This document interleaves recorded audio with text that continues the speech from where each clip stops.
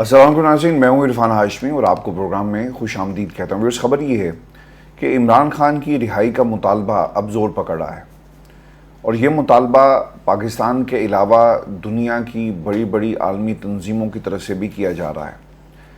इससे पहले बरतानिया, उन्होंने भी इलेक्शन में अपने तहफ़्फ़ुज़ात का इजहार किया और उसके बाद हमने देखा कि हाउस ऑफ रिप्रेजेंटेटिव जो अमेरिका का है, ऐवान नुमाइंदगान, वहाँ से भी ये मुतालबा इमरान खान की रिहाई का किया गया और इसके साथ साथ जो पाकिस्तान के अंदर धांधली हुई उसकी शफाफ तहकीकात के हवाले से भी कंसर्न जो है वो शो किया गया एक करारदाद के ज़रिए। और उसके बाद हमने पाकिस्तान में क्या देखा कि हुकूमत वक्त एक करारदाद लेकर आती है और अपने अंदरूनी मामलात में अमेरिका के हवाले से उन्होंने तहफ़्फ़ुज़ात का इजहार किया एक करारदाद की शक्ल में। और ये अलग बात है कि साइफ़र में खान साहब ने जो मुदाखलत हुई इसका जिक्र किया तो आपने उन्हें गद्दार वतन डिक्लेयर कर दिया।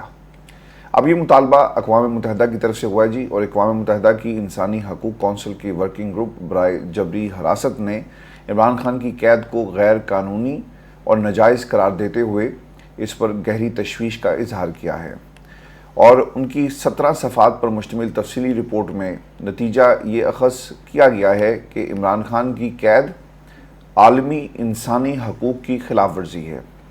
यानी अमेरिका के बाद अक़वाम मुत्तहिदा भी ये समझता है कि जहाँ तक पाकिस्तान के अंदर इमरान खान को जिन हालात के अंदर कैद किया गया वो इंसानी हकूक़ के वो तमाम जो चैम्पियंस बने फिरते हैं उन्होंने इंसानी हकूक़ की ना सिर्फ धज्जियाँ उड़ाई बल्कि इमरान खान को पाबंद सलासल करके अपनी सियासत को चमकाया है।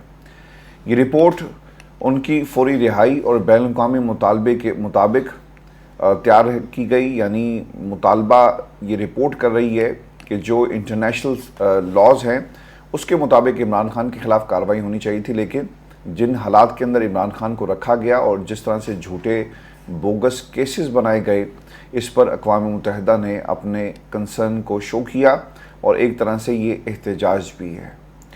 वर्किंग ग्रुप इन अफराद को भी जवाबदेह ठहराने का मुतालबा करता है जिन्होंने इमरान खान के बुनियादी इंसानी हकूक़ की खिलाफ वर्जी की। मामला यहाँ पर नहीं रुकेगा। वो लोग जो इसके अंदर मुलव्विस थे, जिन्होंने साजिश के तहत इमरान खान को जेल में डाला, साजिश के तहत इमरान खान के खिलाफ मुकदमात बनाए, साजिश के तहत इमरान खान की सियासत को ख़त्म करने की दिन रात कोशिशें जो आज भी जारी हैं की उनके ख़िलाफ़ भी कार्रवाई का मुतालबा किया गया है। ये सिर्फ इमरान खान की रिहाई पर बात नहीं ख़त्म होगी। आपने एमनेस्टी इंटरनेशनल और दीगर जो आलमी इंसानी हकूक़ की तंजीमें हैं, आपने अक्सर ही देखा होगा कि जब भी कोई किसी सहाफ़ी को उठा लिया जाता है वो सिर्फ इस हद तक ये कहते हैं कि इंसानी हकूक़ की खिलाफ वर्जी हो रही है और रिहाई का अमल जो है उसे यकीनी बनाया जाए। लेकिन अक़वाम मुत्तहिदा की इस वर्किंग बॉडी ने उन लोगों के ख़िलाफ़ कार्रवाई का भी मुतालबा कर दिया है जो कि इससे पहले हमने नहीं होते हुए देखा। अब अक़वाम मुत्तहिदा ये समझता है कि वो तमाम लोग जिन्होंने इमरान खान को इस मकाम तक पहुंचाया, यानी अडयाला जेल में कैदी नंबर 804 का जो टैग लगाया है, वो इमरान खान के मुजरिम हैं और उनके ख़िलाफ़ भी कार्रवाई होनी चाहिए। इसके साथ साथ रिपोर्ट में पाकिस्तान तहरीक इंसाफ के सपोर्टर्स और मेंबरान की गैर कानूनी गिरफ्तारियों और जबरी गुमशुदगियों पर भी गहरी तशवीश का इजहार किया गया और मुतल्लिका इदारों को उनकी फौरी रिहाई के लिए इक़दाम करने पर जोर दिया गया है। रिपोर्ट में इमरान खान के मीडिया ब्लैकआउट, तहरीक इंसाफ के रहनुमाओं को ज़बरदस्ती पार्टी छोड़ने पर मजबूर करने और पाकिस्तान तहरीक इंसाफ के जलसों रैलियों पर फस्तायत का भी जिक्र किया गया। आपको भी याद होगा जब नवाज शरीफ साहब पाकिस्तान की सियासत से अपने करतूतों की वजह से दूर हुए तो उस वक्त भी महकमा ज़राअत का जिक्र होता रहा और पाकिस्तान की इस्टेब्लिशमेंट किसी हद तक इन्वॉल्व भी रही। लेकिन उस वक्त आलमी किसी तंजीम ने यह नहीं कहा कि नवाज शरीफ साहब के साथ ज़्यादती हो रही है।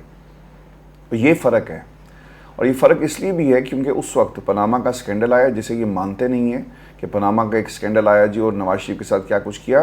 पाकिस्तान की अदालतें अगर आपको सज़ा देती हैं और आपको बाद में छोड़ देती हैं तो पाकिस्तान की इस अदालती निज़ाम के ऊपर आज भी कौम और दुनिया शक की निगाह से देख रही है इस पूरे प्रोसेस को। इमरान खान के साथ जो कुछ हुआ और वो जेल में है और जिस तरीके से उनके ख़िलाफ़ केसेस बनाए गए, दुनिया इसको भी शक की निगाह से देख रही है। तो दोनों के अंदर फ़र्क ये है। और खान साहब को अब जेल के अंदर जितनी देर रखा जाएगा, ये जो रिएक्शन आ रहा है इसमें तेज़ी आएगी।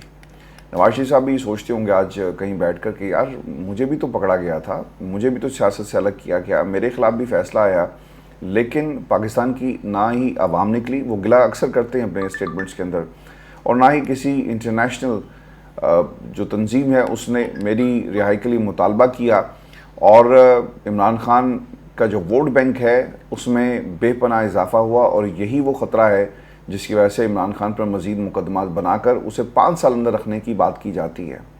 ورکنگ گروپ نے یہ نتیجہ اخذ کیا کہ عمران خان کی نظر بندی کا کوئی قانون جوازی نہیں تھا، ان کے اوپر کیسز بوگس ہیں، ان کی پارٹی پر مظالم کیے گئے، ان سب کا مقصد انہیں سیاسی عمل سے باہر رکھنا ہے۔ عمران خان نے خود بھی یہ رپورٹ اپنے ٹویٹر ہینڈل کے اوپر اسے شیئر کیا ہے۔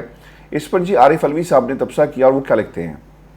وہی لکھتے ہیں کہ ہم سب کا خیال یہی ہے کہ انصاف کا تقاضا بھی یہی ہے، عوام کی 8 فروری کے بھرپور رائے یہی ہے، سب دوست ممالک بھی مشورے دے رہے ہیں کہ جو گڑبڑ کیا اسے اب ٹھیک کر لو، اور ہم کہہ رہے ہیں کہ حکمران ہوش کے ناخن لیں، لوگوں کی مرمت بند کرو اور ملک کو بچاؤ۔ اب یہ سوال یہ ہے کہ کیا حکومت پر دباؤ بڑھ رہا ہے؟ عالمی سطح پر اقوام متحدہ جیسے ادارے کی ایسی رپورٹ آنا کافی اہم ہے۔ اس سے پہلے امریکہ میں قرارداد منظور ہوتی ہے، برطانوی high commissioner P T I کے حوالے سے تحفظات کا اظہار کرتی ہیں، یقینی طور پر اس سے پاکستان پر عالمی دباؤ میں اضافہ ہوگا۔ لیکن میرے لیے امپورٹنٹ یہ ہوگا اور دیکھنا یہ ہے کہ عمران خان کے حق میں جو رپورٹ آئی، کیا قرارداد پارلیمنٹ کے اندر کوئی ایسی لائی جاتی ہے کہ جناب یہ پاکستان کا اندرونی معاملہ ہے اور آپ اس میں مداخلت نہ کریں۔ ان میں ہمت نہیں ہے کہ یہ اقوام متحدہ کے خلاف کارروائی کروائیں، یعنی پارلیمان کے اندر کوئی قرارداد لے کر آئے، اور اس کا کسی کے پاس کوئی جواز بھی نہیں ہے۔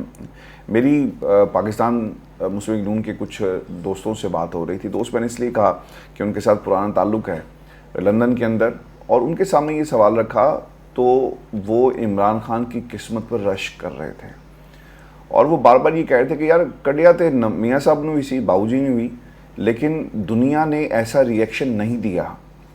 دنیا کی کوئی تنظیم آپ اٹھا کر دیکھ لیں، ایمنسٹی انٹرنیشنل، یورپی یونین کے بھی تحفظات انہوں نے بھی جو مبصرین بھیجے اس کے اوپر بھی تحفظات کا اظہار کیا گیا، امریکی ایوان نمائندگان کے اندر بھی یہ سب کچھ ہو رہا ہے۔ یعنی پاکستان کی سیاست کے اندر آپ جس سلطان کو مائنس کرنا چاہتے تھے وہ جنگل کا بادشاہ نہیں تھا، بلکہ وہ اصل بادشاہ ہے اور ہمیشہ رہے گا، اور جب تک پاکستان کی سیاست کے اندر اس کا نام ہے، پاکستان کی سیاست ہے، اس کا نام بھی رہے گا۔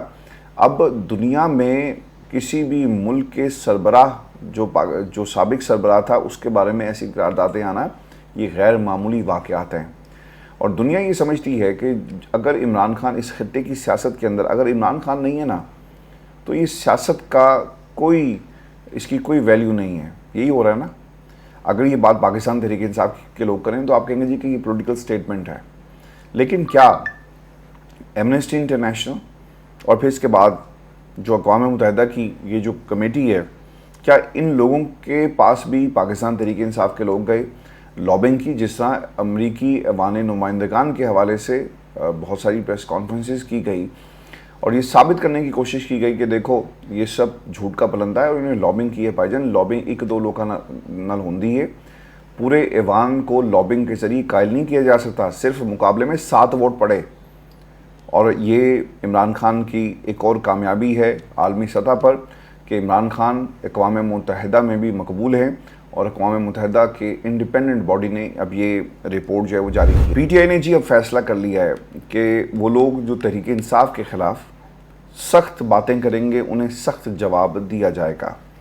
پاکستان تحریک انصاف کی کور کمیٹی کا اجلاس ہوا ہے، اور کور کمیٹی اجلاس میں 3 قراردادیں متفقہ طور پر منظور کی گئی ہیں۔ ایک تو عمر ایوب کے سیکرٹری جنرل استعفیٰ منظور نہ کرنے کی سفارش بھی قرارداد کا حصہ ہے، اور دوسری قرارداد میں یہ کہا گیا کہ کور کمیٹی حساس اور اہم موڑ پر پارٹی سے راہیں جدا کرنے والے افراد کی شدید مذمت کرتی ہے۔ مشکل وقت میں پارٹی چھوڑنے والوں کے پاس پارٹی معاملات پر تبصرے کا کوئی اخلاقی جواز یا اختیار نہیں ہے، اور پارٹی کا ایسے تمام افراد سے کوئی سروکار نہیں ہے۔ ایسے افراد کے بیانات کسی طور پر پارٹی معاملات پر اثر انداز نہیں ہو سکتے۔ راہیں جدا کرنے والے لوگ پارٹی کے لیے پھر سے کبھی قابل قبول نہیں ہوں گے۔ ہر حال میں پارٹی صفوں میں سخت نظم و ضبط کا نفاذ کیا جائے گا، اور پارٹی نظم و ضبط کی خلاف ورزی کے امور سے نہایت سختی سے نپٹا جائے گا۔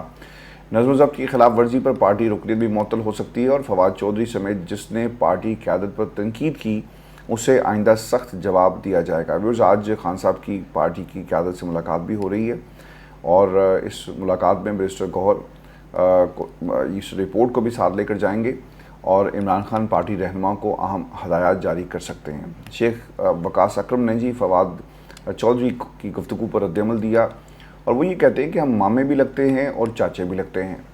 ابھی آپ پی ٹی آئی کا حصہ نہیں ہیں، آپ پاکستان تحریک انصاف کو چھوڑ کر چلے گئے۔ آپ یاد کریں جب پرانے مامے چلے جاتے ہیں نا تو پھر نئے مامے آ جاتے ہیں۔ فواد چودھری کا جی اس پر رد عمل آیا اور آنا چاہیے تھا، اور میرے لیے حیرانگی کی بات یہ ہے کہ فواد چودھری کے انٹرویوز پہ انٹرویو دھڑا دھڑ ہو رہے ہیں اور اس پر پاکستان تحریک انصاف کے اندر کافی تشویش پائی جاتی ہے کہ ایک دم سے کیا ہوا جی کہ فواد چودھری صاحب اور پھر شیخ رشید بھی انٹرویوز کے اوپر انٹرویوز دے رہے ہیں۔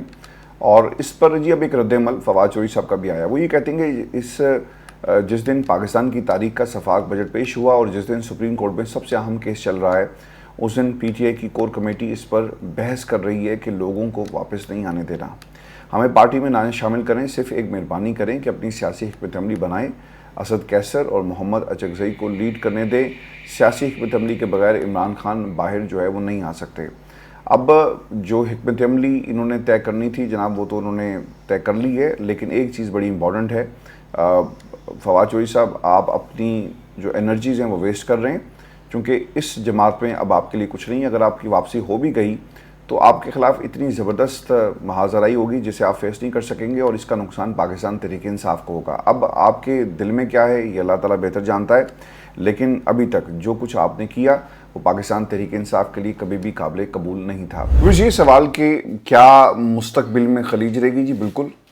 اس وقت جس طرح سے بیان بازی جاری ہے اور پارٹی میں کچھ لوگوں کو غدار وطن ٹھہرایا جا رہا ہے، اس سے خاص طور پر نون لیگ اور دوسری جماعتوں کو مستقبل میں ضرور موقع ملے گا کہ پی ٹی آئی میں کس حد تک دھڑے بازی ہے۔ قیادت بار بار کہتی رہی کہ پارٹی کے اندر معاملات حل کیے جائیں، لیکن معاملات حل نہیں کیے گئے۔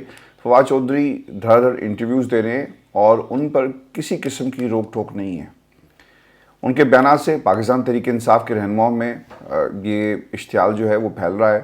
فواد چودھری کو اپنے انٹرویوز دینے کی اجازت کیسے ملی، یہ ایک بہت اہم سوال ہے، اور کس کے کہنے پر ایسے الزامات عائد کیے جا رہے ہیں اس کے اوپر بھی کافی جو ہے وہ تشویش پارٹی کے اندر پائی جاتی ہے۔ میں ویورز آپ کو ایک خبر اور بھی دے دیتا ہوں، اور یہ بلاول کے حوالے سے، اور انہیں پاکستان تحریک انصاف کا فوبیا ہو گیا ہے۔ پی ٹی آئی نے پیپلز پارٹی کے ساتھ حکومت بنانے سے جب انکار کیا تو اس وقت سے بلاول کے پاس الفاظ نہیں ہیں اور کوئی حکمت عملی نہیں ہے کہ وہ کس طرح سے عمران خان کے عوامی مینڈیٹ کا کوئی توڑ نکالے۔ پی ٹی آئی نے پیپلز پارٹی سے مذاکرات کے لیے انکار کیا، تب سے بلاول بھٹو پاکستان تحریک انصاف کے خلاف بیان دے رہے ہیں۔ بلاول بھٹو صاحب یہ کہتے ہیں کہ خیبر پختونخوا میں صحافیوں کے خلاف پرتشدد واقعات میں اضافہ ناقابل برداشت ہے، صحافی مظالم کا ذمہ دار حکمران جماعت کو قرار دے رہے ہیں۔ پی ٹی آئی آزاد صحافت سے خوفزدہ اور عوام سے مایوس ہے۔ اقتدار کے لیے غیر جمہوری ہتھ کنڈے اختیار کرنا، سازشیں کرنا پی ٹی آئی کی پہچان ہے۔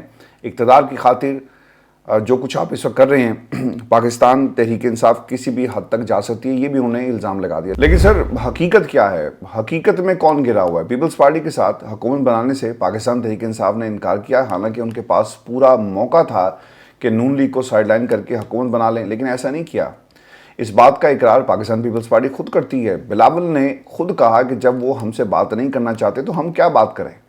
سب سے زیادہ انسانی حقوق کی خلاف ورزیاں پی ڈی ایم کے دور میں ہوئی، ابھی بھی صحافیوں کے ساتھ بدترین سلوک ہو رہا ہے، چینلز ابھی بھی عمران خان کا نام تک نہیں لے سکتے اور عمران خان کی تصویر تک سے یہ لوگ خوفزدہ ہیں، اور یہ لوگ بات کرتے ہیں کہ کے پی کے اندر صحافیوں پر تشدد ہوتا ہے۔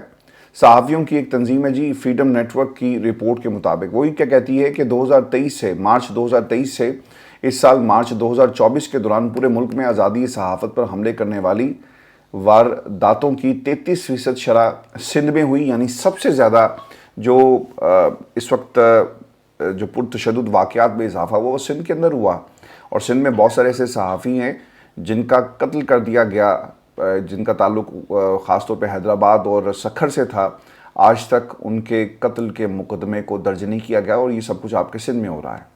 اس سال مئی میں 3 صحافی قتل ہوئے، جن میں 2 کا تعلق سندھ سے تھا۔ سکھر میں مقامی صحافی حیدر مستوی کو نامعلوم مسلح افراد نے گولیاں مار دی، اور میرپور ماتھیولو میں نامعلوم افراد نے سینئر صحافی نصراللہ گنانی کو گولیاں مار دی. اس پر آپ نے کیا ایکشن لیا؟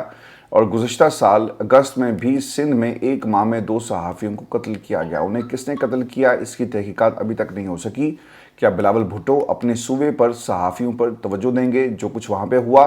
پھر ویورز 2020 میں صحافی عزیز میمن نے بلاول بھٹو کے ٹرین مارچ کے دوران انہوں نے ٹرین مارچ میں 200 روپے لے کر آگے آنے والی خواتین کی سٹوری کی تھی.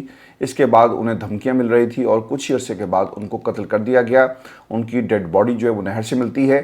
طاقت کا بھوکا کون ہے یہ بھی ہم آپ کو بتا دیتے ہیں. پیپلز پارٹی کے پاس سینٹ کی چیئرمین شپ ہے، ان کے پاس صدر کا عہدہ ہے، ان کے پاس ڈپٹی اسپیکر قومی اسمبلی کا عہدہ ہے، کے پی میں گورنر ان کا، بلوچستان میں وزارت اعلیٰ ان کے پاس ہے، سندھ میں وزارت اعلیٰ ان کے پاس ہے، پنجاب میں وزارتوں پر ان کی نظریں ہیں. اب ان کی نظریں سندھ کی گورنرشپ پر بھی ہیں. تو کیا طاقت کا بھوکا پاکستان تحریک انصاف کا کوئی کارکن ہے یا کوئی لیڈر ہے یا عمران خان ہے؟ اگر عمران خان یا ان کی جماعت طاقت کے بھوکے ہوتے اور طاقت کو حاصل کرنا چاہتے تو یہ بہت پہلے ہو چکا ہوتا. وہ آپ کے ساتھ بیٹھے ہوتے اور آپ میاں صاحب کے خلاف اس وقت تیر برسا رہے ہوتے. لیکن عمران خان نے اصولوں کی سیاست کی اور تمام لوگوں کو کے جو ایکسپیکٹیشنز تھی اس کے خلاف جا کر پاکستان تحریک انصاف نے حکومت میں بیٹھنے کی بجائے اپوزیشن میں بیٹھ کر حکومت کے خلاف محاذ کھڑا کیا. کیونکہ عوامی مینڈیٹ پر جو لوگ شب خون مارتے ہیں اور فارم 47 کی پیداوار جو لوگ ہیں ان کے ساتھ ساتھ حکومت نہیں بنائی جا سکتی. ویورز یہ آج کا شو تھا ہمارا. اپنے کمنٹ ضرور بھیجیے گا. چینل کو سبسکرائب کرنا مت بھولیں. اجازت دیجیے. اللہ نے کے بعد.